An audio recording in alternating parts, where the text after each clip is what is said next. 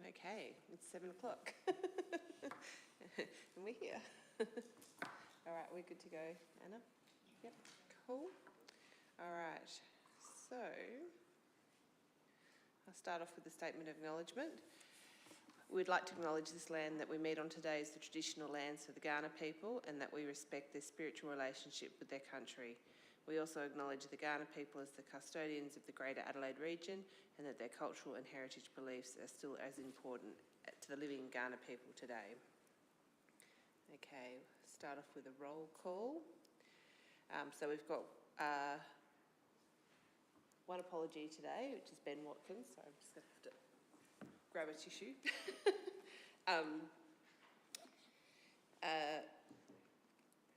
Sharon, do you want me to detail what's happened with Ben?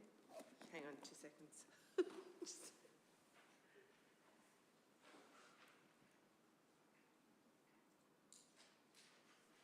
Just got a whiff of hay fever. Ben has been appointed to the Audit and Risk Committee for Gawler. However, he works for Sign Advisory, formerly known as PwC, so they're just going through the process of the approval process, which has taken a little longer than expected because it's got to go through Sydney. The Adelaide office is more than happy for him to be part of the committee, but they've just got to do the necessary paperwork given what's happened in the past. We've also got the Mayor who's on leave of absence. So we've got Councillor Shanks stepping up, and welcome to Councillor Davies. Welcome back. So I think that's all the changes, isn't it? Yep. So any motions to grant a leave of absence? No. And then, yes, sorry, the leave of absence is Mayor Redman from the 14th of March to the 14th of June 2025. There's no further non-attendance. Item 3, are there any declarations of interest?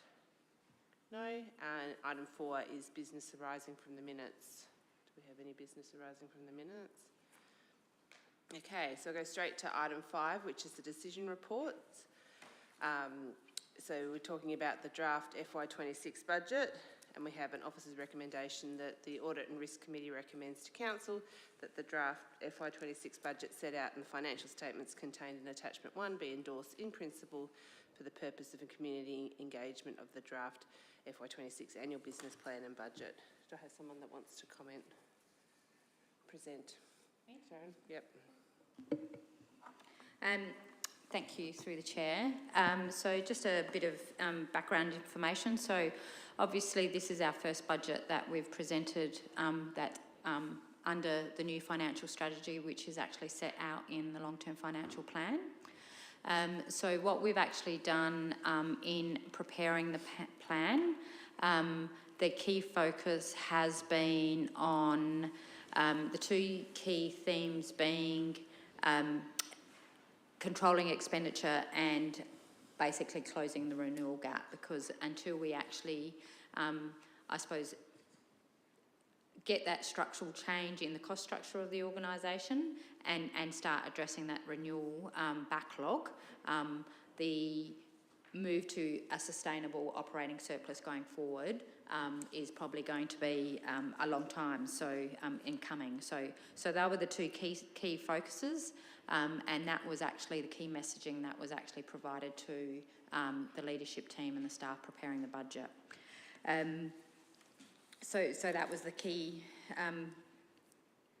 principles. Where the draft budget actually does show currently an operating surplus of $80,000, which does exceed the long-term financial plan forecast of $183,000. So there was a real emphasis going back to doing that zero-based budgeting when developing the recurrent budget, because that's really where you're actually going to get the structural change. And even when we come to the capital works program, the focus was on the renewal budget and making sure our renewal budget was in line with the asset management plans, which were adopted in November. There is a slight variation, it's slightly under, however they were basically planned and conscious decisions, because we're probably not ready with regard to some of the stormwater works that we'd had actually incorporated in there. And even though we still have quite a big new program, the emphasis on the new works is still that basic civil infrastructure. So it is doing the new footpath program and doing the road reseals and all that sort of stuff. So it's not necessarily big projects. And we've actually, there's a couple of projects that we had planned in the long-term financial plan. For example, High Street, we're just not ready to do that. So we've actually just basically deferring that for another 12 to 24 months. Having said that, there is probably just for, there's a couple big ticket capital works programs from this year that will be carried forward. So Pioneer will commence in May, so a lot of the works, and it's due to be finished in November, so a lot of that budget that we allocated as part of the 24-25 program will actually be delivered in 25-26. Tamblin Railway Station, we're having, that's a project that requires some approvals from the Department of Transport, and there's some delays in that.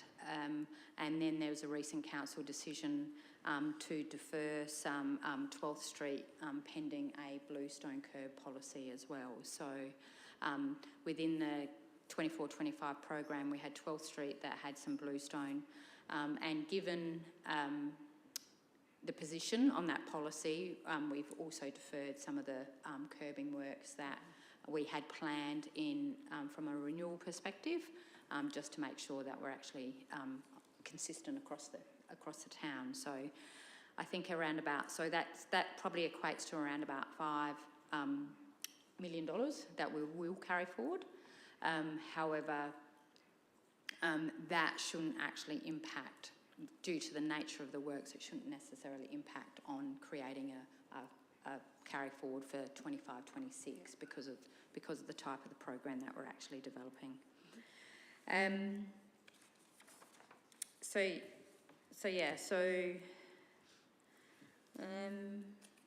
it's pretty much in line with our long-term financial plan. I have actually provided, updated the forward forecast for the long-term financial plan using the 25-26 as the base budget. However, there hasn't actually been a review of any of the economic market assumptions that are driving the forward forecasts and all that sort of stuff. So it's just basically saying, okay, with this budget, this is the impact that it actually has. One of the concerns from council is obviously the borrowings. Borrowings are increasing,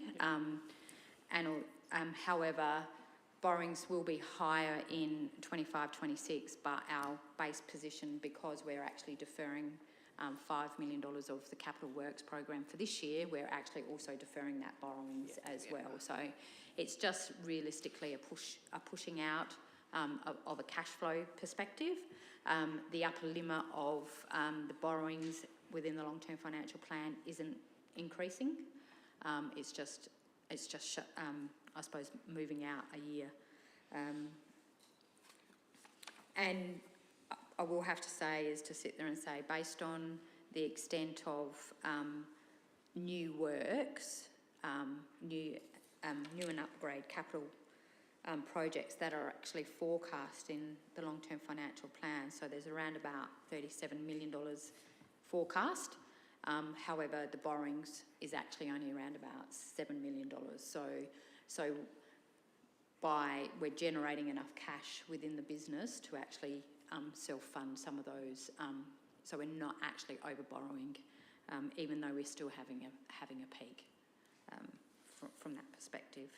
And I think that probably over the next 12 months, one of the things that as an organisation we probably need to get a hand on is what is an actually appropriate level of base debt for the organisation with an asset base the size that we have, because it is unrealistic for us to actually pay down debt to zero. It is good from a treasury management perspective to actually have that leverage and utilising that debt for, especially for new works, and we should be doing that whenever possible, rather than trying to just put all the excess cash onto repayment of borrowing. So, other than that, so obviously there are risks. There was some things about the federal budget, so that has now been delivered. So financial assistance grants is being paid. The increase in the financial assistance grants that we've actually incorporated in the budget is in line with the increase that's they've shown in the budget papers. They're continuing on with the supplementary local roads funding. Roads to Recovery is pretty much in line with what they had previously. Obviously, we've still got that timing issue, what they'll actually do with regard to the timing. And again, obviously that depends on the election, whether if there's a change of government, whether they want to quickly do something to sort of make the budget better for their first year. And the biggest, I suppose, the biggest risk, which I feel is at this point in time, is us achieving the growth, our new assessment growth. I think that there's probably a few issues with regard to infrastructure, like water and sewerage and all that sort of stuff, that's actually impacting development across the region and that. So I suppose that is actually something that we, as a administration, are cognizant of, and we'll be going back and looking at the budget to sit there and say, if the growth doesn't come out, where, you know, what sort of other opportunities are there to actually offset that revenue not coming through. So that's probably the biggest risk at this point in time. But unfortunately, due to the nature of the council or the area, some of that growth stuff doesn't actually come through until late in with the valuations, because they do a lot of revisits and all that sort of stuff. So it tends to come later in the budget cycle, as opposed to an established council area where it comes pretty much early on. Any other? Okay. All right, I'll throw it out. Are there any questions, comments? Just don't you? First of all, I just wanted to say well done for producing a budget with a surplus. So I'm going to interpret that as you were listening to the Audit and Risk Committee recommendations previously. So just talking about surplus at the moment, a couple of risks. One, as you mentioned, is the financial assistance grants, the timing, and whether that'll mess up whether you get a surplus or not. But the other one I was just thinking about was mentions there's going to be some wages capitalised, internal project management and staff delivery costs of just under 1.3 million. And I'm just wondering what the risk is of you maybe having to revise what you capitalise and what you expense on the wages, depending on the delivery of the project. So in other words, is that an area that might tip you into a loss if you end up having to expense more? I don't think so. So the way the calculation of capitalised salaries is obviously majority of the engineering team, who's actually delivering the capital works program. Obviously they're there to deliver that program for the entire year and all that sort of stuff. And with regard to there is a minor component from the civil infrastructure team in the depot, and even if there is I think that they do the program. I think the risk that we have with them is that they're too efficient.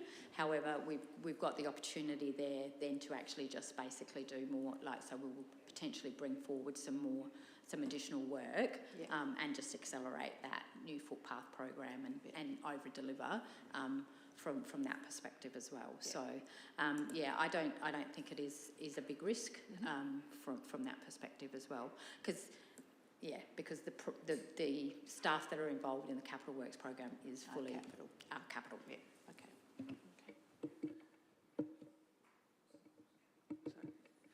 Chris, sorry. Oh, and if I may, just to add on to that commentary, we've been very determined this year not to set ourselves up for failure in terms of delivering the full program of capital works. The goal here, and we've worked closely with Wendy to set up the program so that it's not a stretch program. It is a program we firmly believe we can deliver, all things being equal, but that's been our approach. So we've tried to take that risk out. Any other questions? Councillor Shanks. You probably noticed not too much dialogue because we've already had the conversation as elected members. I guess it was good that you picked up on the audit and risk sort of driving that surplus, and I've been sitting in the room where Sharon's going, no way, there is no way you're going to be able to deliver this. An audacious goal, sorry, yep. And look, we've still got a lot of things to come out in the wash as we go. One of the points I think I'm heartened to hear that we are managing is that contingency plan if we don't get that growth.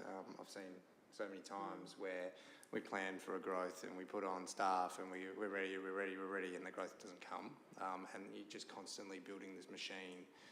And I think sometimes that's tripped us up in the past, where we're making all these assumptions, and then in our long-term financial plan it tells us we need to reach certain milestones in staffing costs, but without looking through the rest of your long-term financial plan of the other key milestones, all you're doing is meeting the staffing costs, but then the growth doesn't actually support it, and then our mix starts becoming a little bit muddled and the like. So I guess what I'm liking in the new school way is just acknowledging we're banking on a 6% rate increase, which as a ratepayer sucks, right? But it is what it is. I don't want to pay taxes either.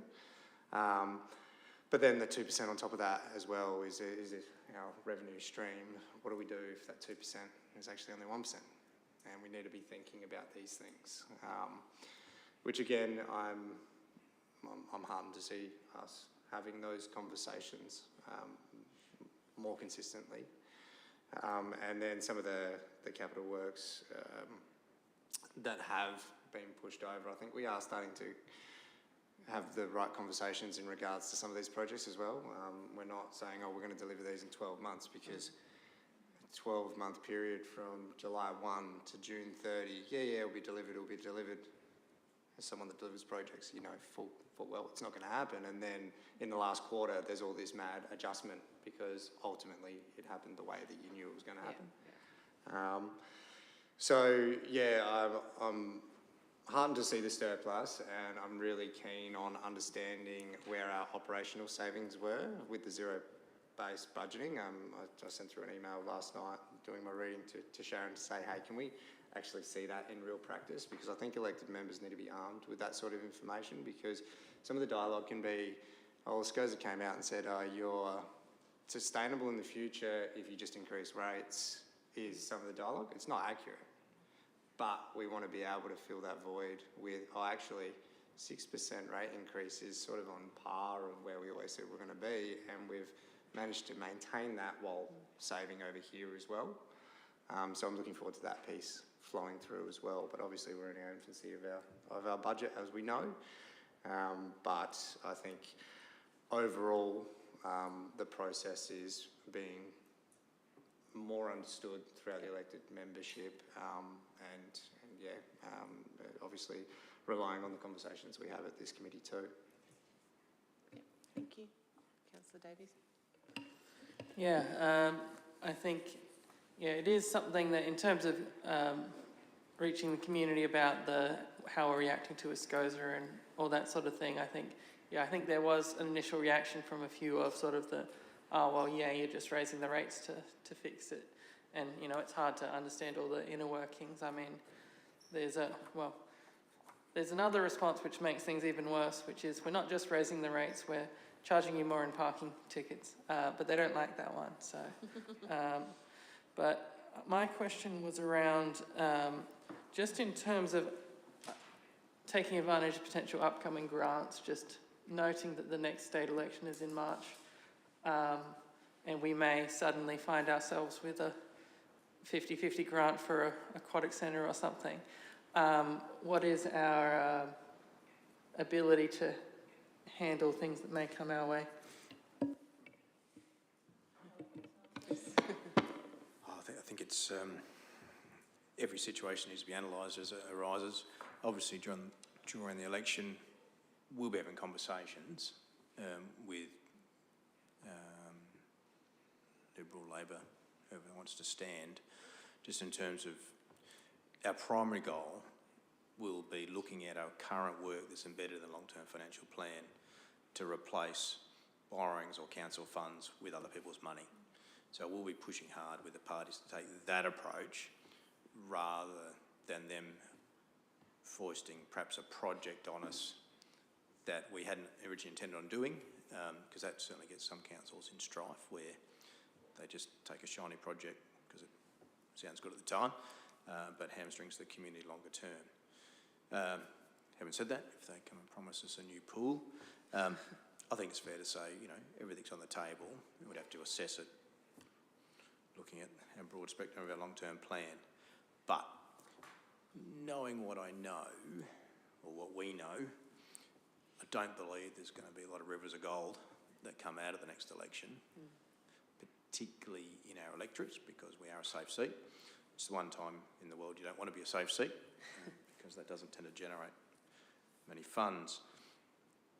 But as I said, our rhetoric is going to be, what can we grab to supplement our funds and borrowing funds? Because that is the genuine win-win for our community if we can do that. Yep. And I think with regard to, I suppose, those funds that come out of election promises and all that sort of stuff, the benefit is that they're not tied to a time frame. Obviously, they're tied to probably a 3-year time frame because the politician or the person who's granted us money wants to actually cut the ribbon before the next election. So there's a lot more flexibility in actually determining what project that we actually want the funding for, because we've got that longer time frame to deliver on it. Unlike, I suppose, those competitive grants that come about that are normally on a 12-month funding and delivery program. So that's where we need to actually be smarter as well, as to sit there and say, what have we got in our program that we can actually deliver within the time constraints of the funding agreement.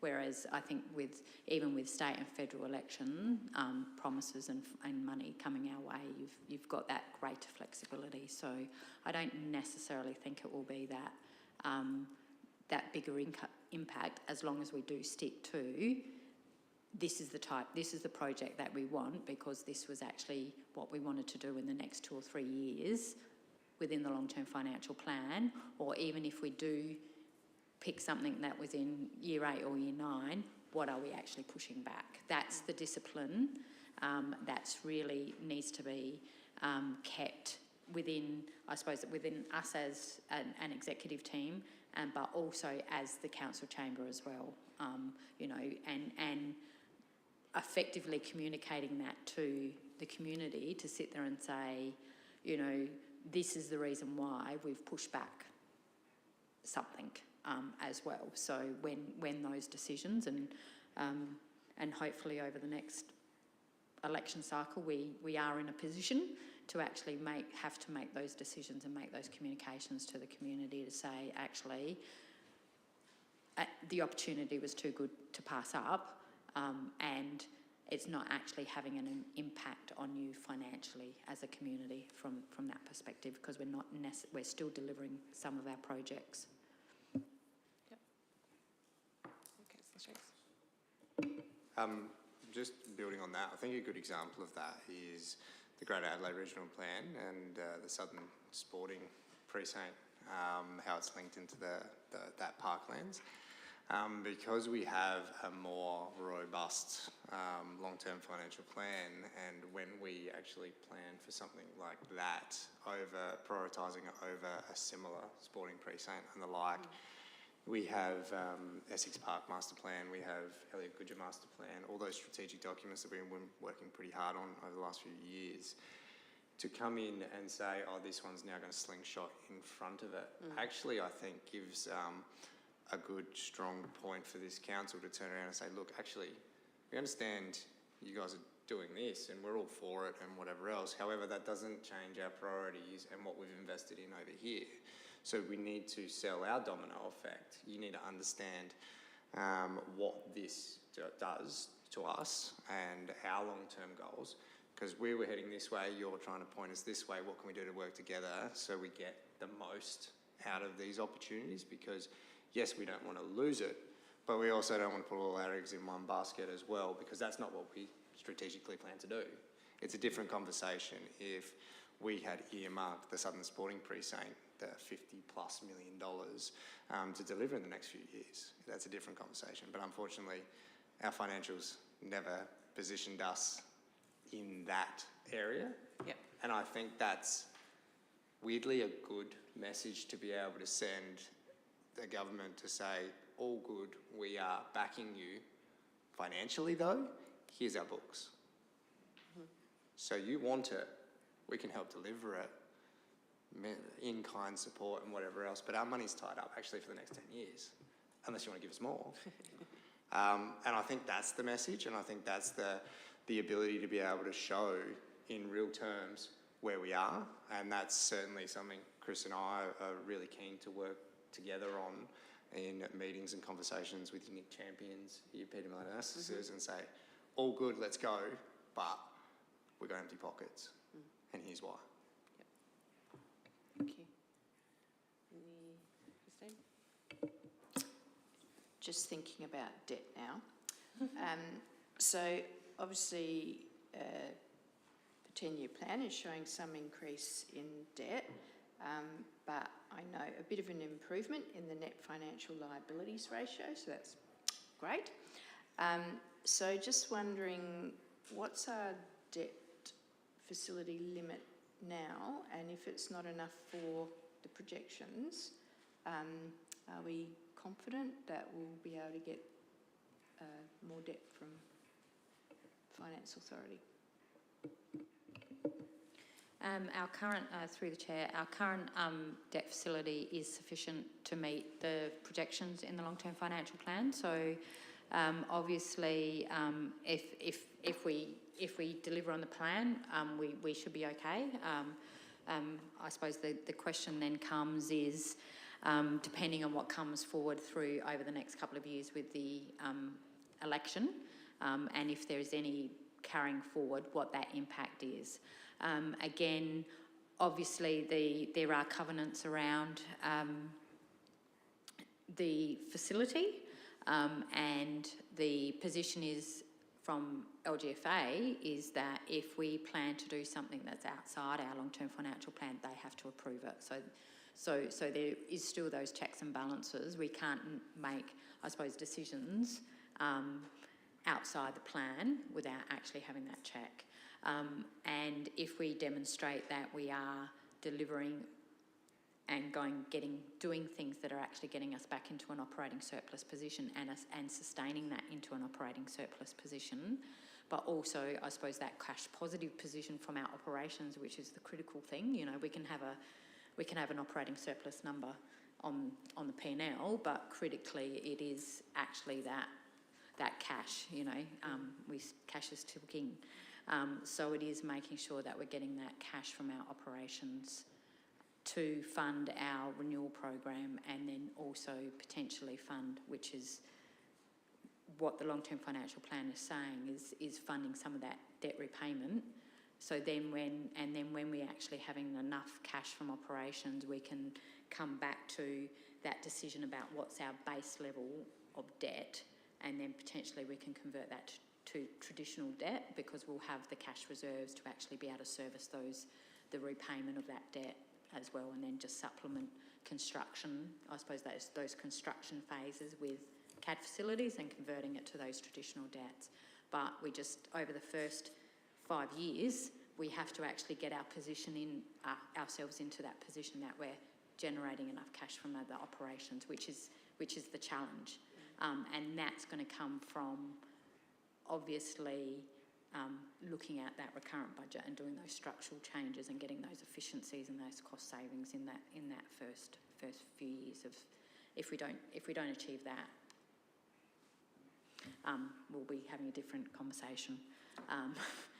But yeah, so that's really the critical position, and that's what we're actually driving for. Well, that's what the plan and the financial strategy is driving, to actually do that, because over the past couple of years we haven't been generating enough cash from our operations. So, so we're borrowing to do our renewal program, and we're borrowing for things that we shouldn't be borrowing for. So it's just getting that, switching that over, and building a bit of a buffer. Yep. Is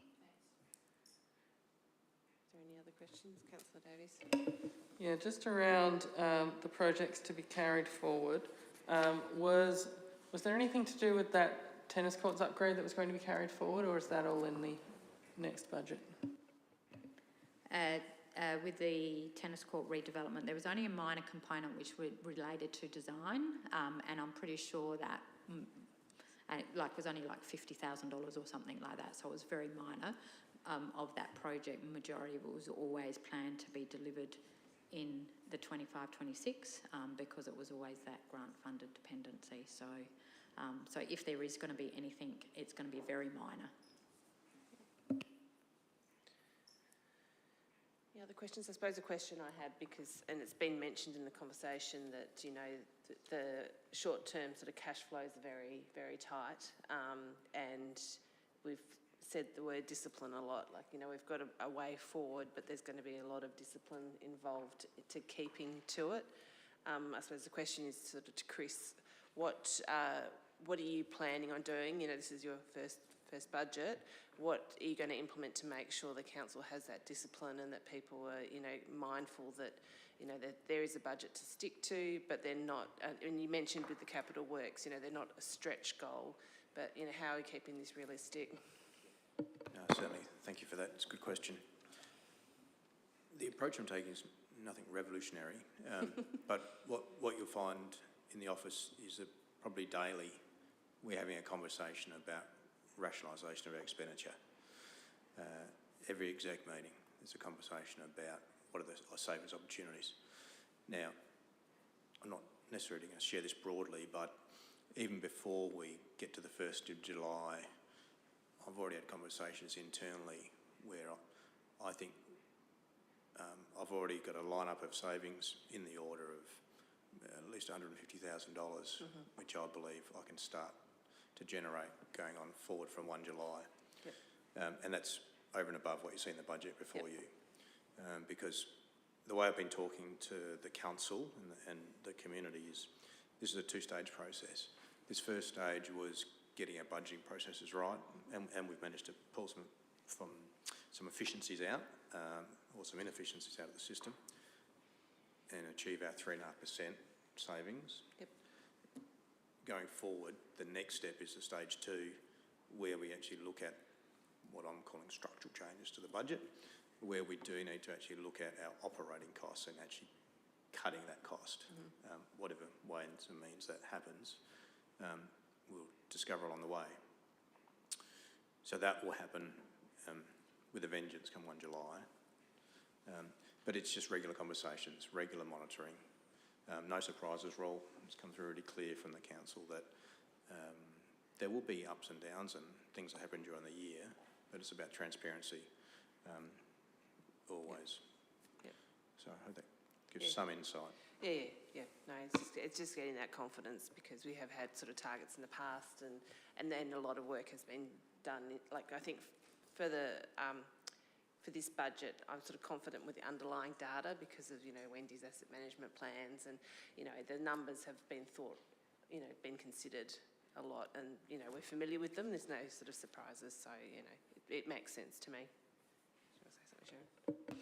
And I think also, just backing off on Chris's comments, I suppose through this process with the leadership team, it was all about,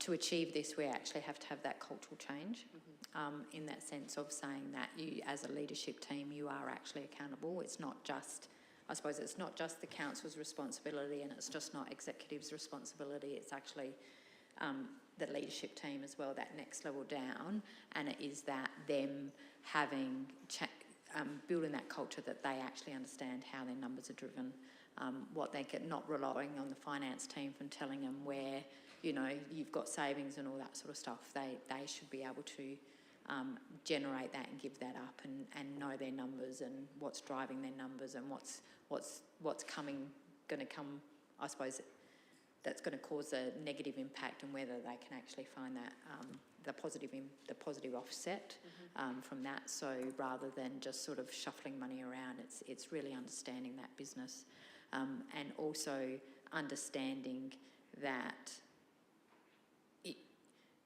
without, you know, if you don't want to cut costs, you have to actually do those productivity improvements, you know, realistically, because otherwise it will be a cut cost type scenario if you're not doing, I suppose, if you're not taking control of your own destiny. It's that those productivities. It's the, you know, coming back to Nathan's comment, you don't automatically get new staff when you've got an increase in workload. You know, we have to think about how we do things, how we do it. You know, it might have been right to do it that way in the past.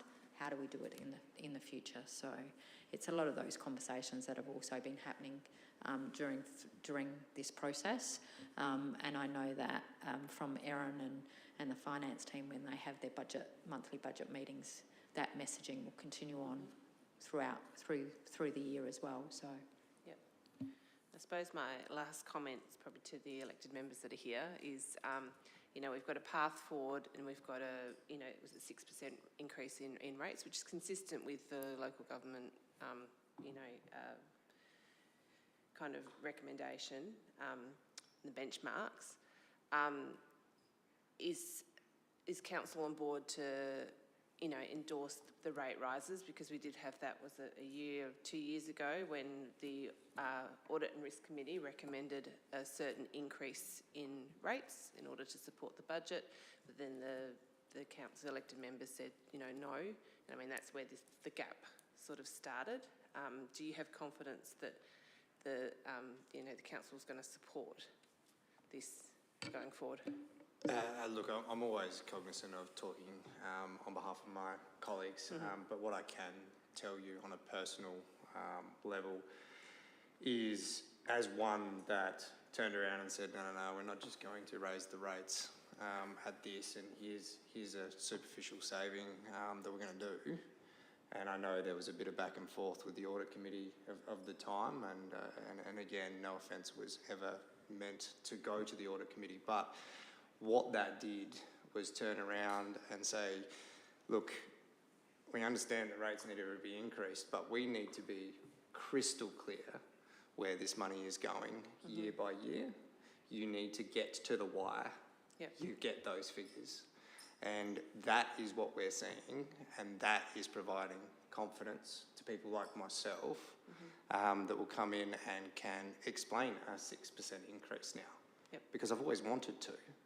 However, we haven't been able to I haven't been a part of an organisation that gave me the confidence to go out there and explain to my network, my family, my friends, why we are increasing the rates but declining on some of the services, or we've got dilapidation, we've got bottleneck and the like. And a lot of that needs to go to, the credit needs to go to Sharon and her team and Wendy and her team, because although sometimes in local government we look like we make a plan to make a strategy, to make a framework, it's actually about understanding where your assets are, your business plans, where you actually want to be in 12 months, in 5 years, in 10 years. We're starting to speak the right language where I can speak to my network of business owners and the like, and start saying, hey, we're actually starting to speak the language that you and I would understand. And now I can get, well, you know what, it sucks that we got a rate rise, but at least I understand when that social infrastructure might come online and you're going to be ready for the next election. And you're talking to the right people with the right sales pitch because you actually know what we need here and you know why you need it. And we're going to be setting up key measurables as well. So not only do we want to go out and say, oh, this is our plan, we're going to be so good and we're going to deliver all this, we also need to understand the non-sexy things and the milestones that we consistently have to message that we're meeting, because it's going to suck that we're going to have to ask for more money because we're going to do the same thing next year. But this time we're going to be able to show what this step one in our 10-year step looks like, and that's the difference that I think we didn't have, and we've flipped it. Rightly or wrongly, why? Doesn't really matter at this point in time. What I do see us needing to work on though is that piece around understanding what good debt is and bad debt. I am seeing a little bit of misunderstanding in that space, and you know, all being equal, it is what it is. You know, not everyone has that financial ability to be able to speak. So we do need to work on that, and we do need to work on showing the runs on the board as well to the whole elected body, because ideally us all getting behind it is where we want to be, but you know, you can never convince everyone in the room, and everyone's entitled to their own opinion. But yeah, I think at this point in time we've picked some of the low-lying fruit, not to take away from the work that's being done. The consistency of making sure those measures are kept and we're constantly looking at that quality improvement is what I'm excited to be able to see and preach moving forward. Cool. Councillor Davies. Yeah, I think this council is, well, obviously it passed to make it here, so it's got majority support of the council. Speaking politics for a second, there's only one more budget after this, and then there's council elections, and then you don't know what the council makeup will be. And if we have poor communication and high rates, that council makeup could be motivated by a bunch of people who ran for council to lower the rates.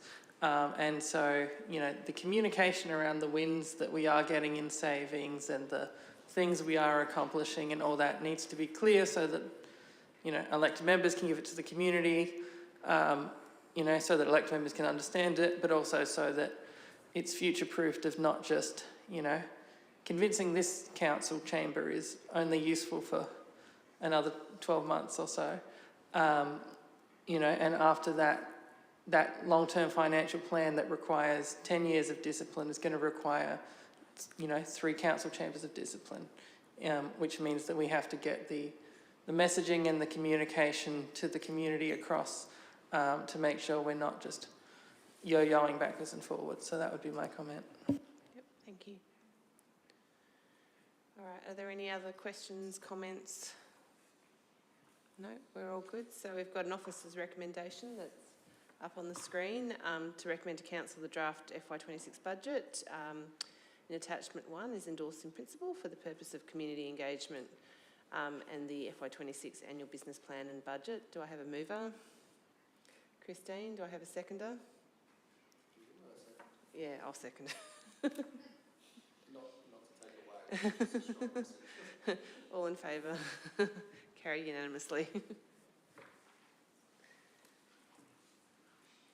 Okay, so then we'll move on to information reports and item 6. It's the SCOSA FY25 local government advice. So the officer's recommendation is that we receive a note, the advice contained in attachment 1 and the moderate and high risks identified in attachment 2. So, yeah. Do you want to speak to it? Yep, go. I think this is a good back-to-back conversation, because this SCOSA report is exactly what we're talking about, right? It is an SCOSA being that external body coming in and recognising through our processes and being able to pick up hey, the way you were operating is not sustainable. However, we acknowledge your plan to be sustainable in the future, and the appetite to also not just go from a C to a B. We're also striving for that A, right? The themes that are picked up through the ASCOSA report is exactly what we've been talking about, is making sure that we don't increase rates to a point of not being affordable,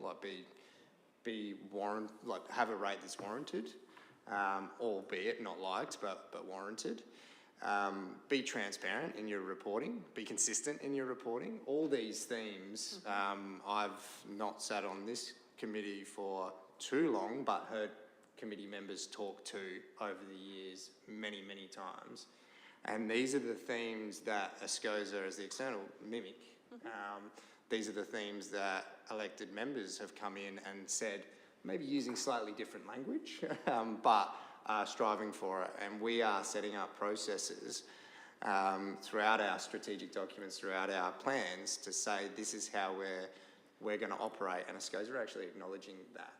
I have seen the ASCOSA report be tried to be a bit more weaponised in the community, which I found interesting because we must have been reading two different reports.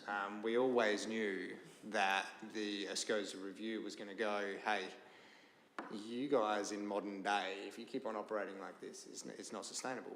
We planned for that. And I think it's a credit to Sharon and her team to look at. We know what's coming. Well, there's no point in burying our head in the sand. There's no point in moving figures around on spreadsheets.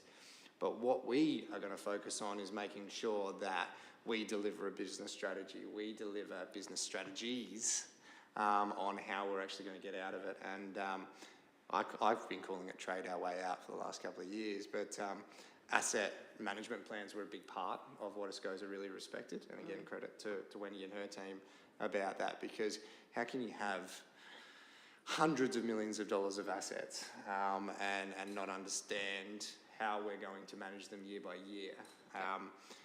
Again, I think the ASCOSA review, the ASCOSA process was actually quite a good one, and one that the council needed to go through. And, you know, even if we want to compare ourselves with our counterparts, and, you know, there's a lot of councils that stayed at that C, unsustainable rating, that we didn't. To me, that's a good message, and that's the starting point of showing that even the external body that is tasked with trying to figure out if councils are operating or can operate into the future said, yes, you're on the right track. Come back to us when you start kicking some of those goals, and we'll have a look at your grade. Thank you. Any comments? I thought it was a fair report and factual, and picked up the good and the bad. And I think you're the first council I've heard that have said the report was all right. Are there any other comments or questions? No. No, I agree. It's a very comprehensive report and well done, because it gives, you know, us comfort because it's externally generated. So, you know, and it's backing up. When I read through it, there wasn't any surprises in it, and I mean, you know, credit to Sharon and the team because, you know, they looked at everything. So well done, and I like the management responses in the attachment 2 with the key points and the management responses to that. I think that was, you know, aligned with my knowledge and, you know, answered what they wanted to see, which was good. I suppose one question I had probably for Sharon, was there any surprises in the report? Was there anything that you sort of didn't agree with, but just, you know, wasn't what you expected?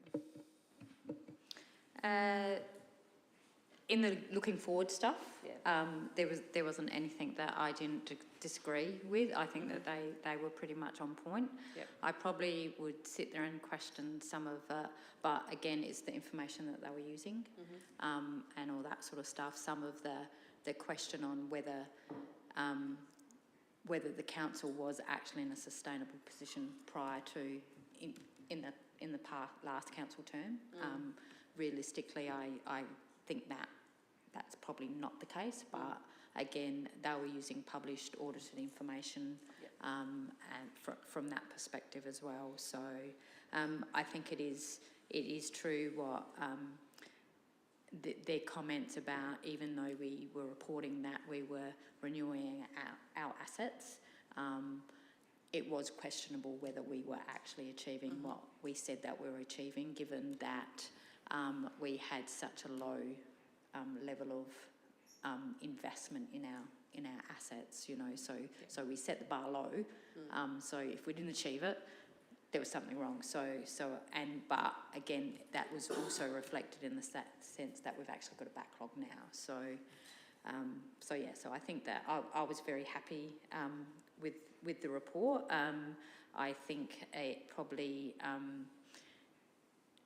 the outcome vindicates, I suppose, the administration and the chamber, how we've worked over the last 2 years to actually, you know, it was very, you know, I still remember the day I was standing up there. Basically, you know, it is very confronting telling a chamber that literally, you know, we are not sustainable. We have to do a lot of work and all that sort of stuff. So I think it's a good vindication to the chamber and that the hard work and the hard decisions over the last two years have actually paid off, because it is recognised that good will come out of it. I suppose, as long as we're disciplined. I'll, you know, to sit there and say that this is just the start. We can't rest on our laurels to sit there and say, okay, well, we've got a good report, so we've done our job. We haven't done our job yet. This is just basically the first step in delivering that. Yep, thank you. Chris, did you have any comments on the report or any thoughts? No, Sharon's covered it all. And as Deputy Mayor Shanks has said, it's an important document for the council to now reflect on, because it clearly articulates this is where you are now, this is where you project you are going. Yep. And I'm thankful that ASCOSA relied heavily on our long-term financial plan to look at where we're projected to go. Yep. But now the trick is to deliver that. Yep. So that is a pretty clear message to the elected body. Yep. Yeah. And I think it's a good tool and a good report to reference back to. And so when, you know, we're making decisions, or, you know, there's tough choices that have to be made, I don't think there's any harm in going back to the report and saying, look, you know, this is what we presented to ASCOSA, these are their recommendations, and this is why we're doing what we're doing, to really kind of affirm the direction. Is there any other comments or questions on that item? No? We're all good. So the officer's recommendations on the... Oh, you've moved it. You've moved it. Oh, I just need a seconder. Is anyone... Christine. You're so reluctant, Christine. So all in favour? Carried unanimously. Sorry, I forgot you got in early.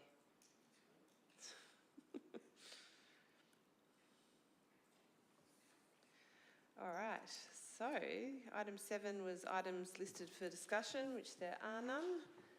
Item 8 is items listed for discussion at future meetings. There are none. Item 9 was questions without notice. Do you have any questions without notice? No? Just on the items listed for discussion at future meeting, am I able to just chuck in there the zero-based budgeting examples? Is that all right, just so we can get a little bit of an update on that? So just for everyone aware, just touching on it before, was just trying to provide some examples of that in real time, because I think it's important that when we come through the performance of the budget, we can actually show that even where we've lowered and picked up efficiency, we still got the thing done, you know, as simple as that. Yep. So just to touch on it. Yep, no, that's fine. So that's noted up there. So what was up to? Item 9, questions without notice, none. Item 10, motions without notice, there's none. So therefore I can close the meeting at 7:54. And our next ordinary meeting is Tuesday the 6th of May at 7 o'clock. Just, there is, in the budget timetable, we actually did have a session scheduled for next week for you guys to provide, I suppose, feedback to the council members as well. So the plan for that is obviously just for you guys to, I suppose, be there, provide any feedback, and then probably answer any questions from the rest of the council members. Also at that session, I'll probably do a bit of an overview on the rates modelling, so people can understand, sort of get that early picture on what the impact of that 6% rate revenue increase, and if we're not getting growth, what that actually does for the rate and the dollar, and the impact that relates back to the, I suppose, the average residential ratepayer. And potentially I can bring that back, that zero-based budgeting stuff as well. So I think it's just another information session with council members, just so they can create a bit more comfort on the budget before it's actually considered at the April council meeting for community engagement. Okay. Thanks, everybody.